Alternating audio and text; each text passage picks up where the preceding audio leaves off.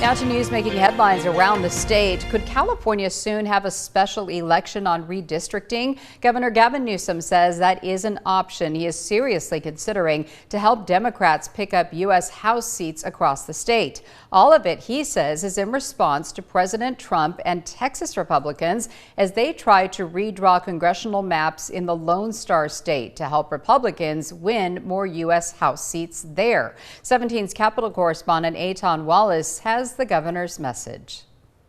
I'm not going to sit back and watch Donald Trump continue to wreak havoc under the rule of law. Governor Gavin Newsom blasting President Donald Trump for his plan, calling on Republicans in the Texas legislature to redraw congressional districts in the Lone Star State. The idea, according to Trump, is to shift 5 Democratic-leaning districts into Republican-leaning districts, all with the goal to pick up 5 GOP U.S. House seats. Just a very simple redrawing, we pick up 5 seats. Newsom vowing to respond with his own plan. This is an existential moment. California could demonstrably advance strength.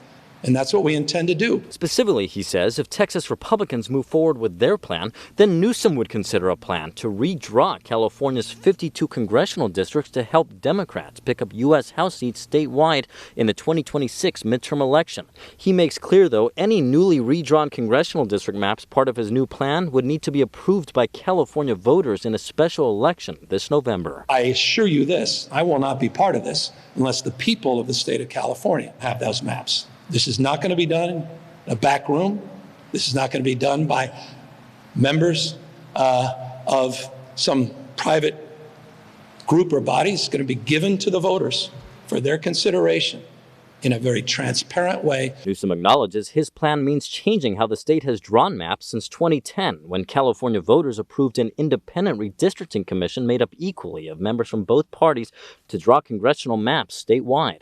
But now Newsom says if voters approve his new proposal to draw maps favoring Democrats, those new maps would be in effect through the end of the decade. It's at that point the independent commission could come back and start drawing maps again.